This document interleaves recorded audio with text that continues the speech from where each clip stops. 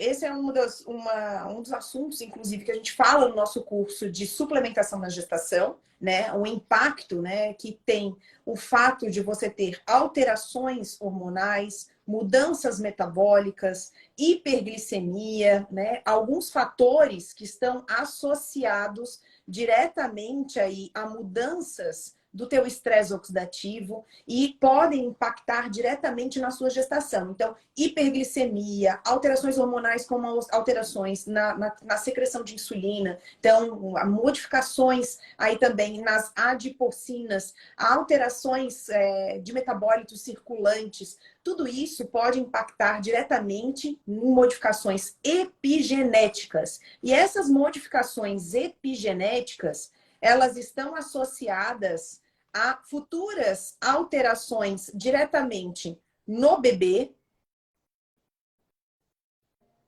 Vou puxar aqui. Essas alterações epigenéticas, então, vão gerar uma alteração diretamente no bebê, aumentando o risco de adiposidade, né, fazendo mudanças metabólicas, né, no próprio DNA deste bebê.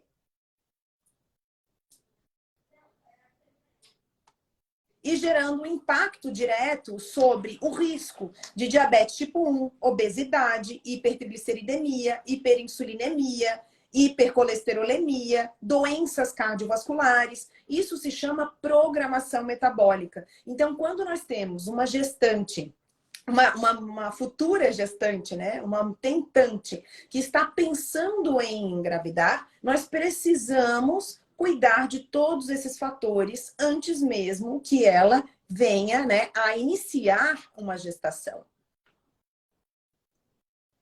Além disso, outros fatores que estão diretamente associados ao desenvolvimento, onde a nutrição tem um papel extremamente importante, são as comorbidades associadas que essa futura mamãe apresenta.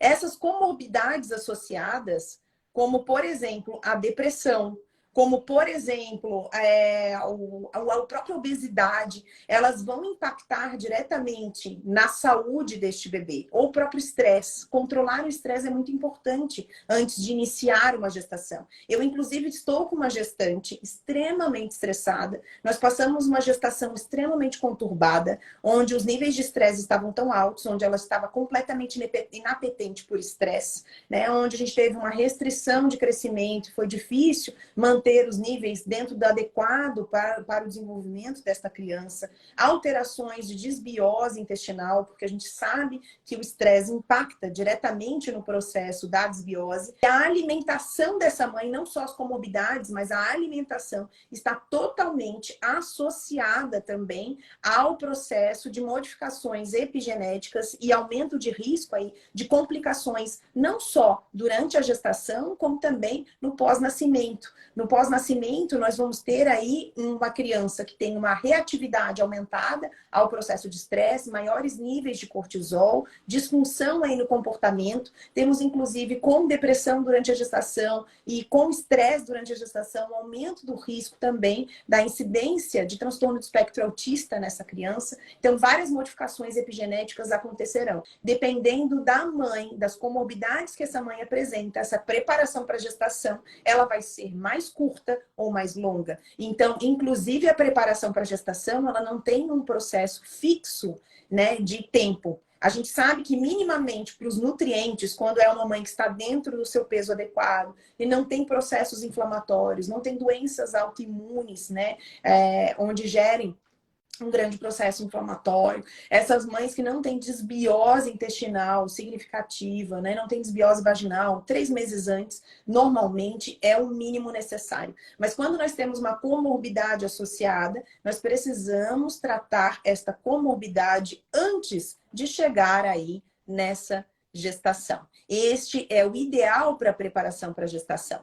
Porque a gente sabe que a nutrição, a obesidade, o sono, tudo isso afeta diretamente, além da prática de exercício, pode impactar diretamente na restrição de crescimento ou até no excesso de crescimento desse feto. E isso vai impactar diretamente na resposta do sistema endócrino dessa criança, né? Nós teremos alterações não só do sistema endócrino, mas nós teremos alterações diretas, né, do sistema da produção de lipídios, de proteínas, o desenvolvimento do sistema nervoso central dessa criança, de todo o desenvolvimento dessa criança em si e do crescimento dessa criança, impactado diretamente, então, pela dieta desta mãe e pela preparação para a gestação desta mamãe.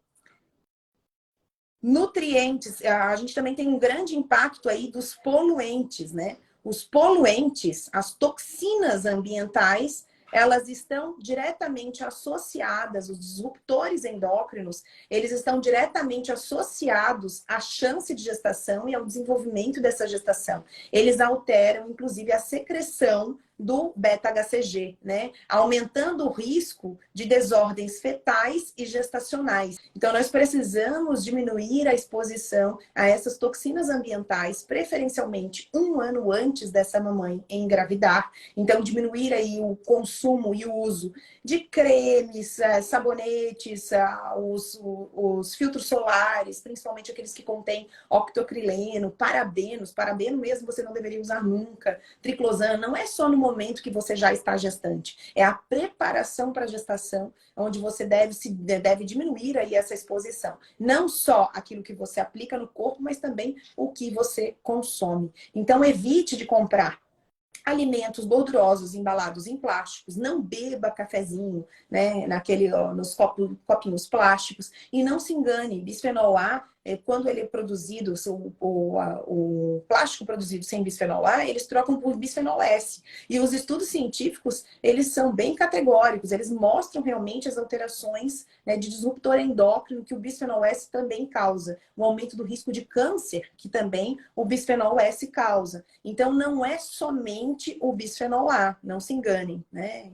Muita gente aí vive de olhos vendados. Ah, não, se não tem, então não vou ter nada. Mas vai, né? Então, essas toxinas ambientais, os pesticidas, os fungicidas, essa preparação, tendo uma alimentação mais orgânica possível, ela começa, então, desde esse processo de preparação para a gestação, né? Então, ideal, a gente sempre fala, 1 ano antes.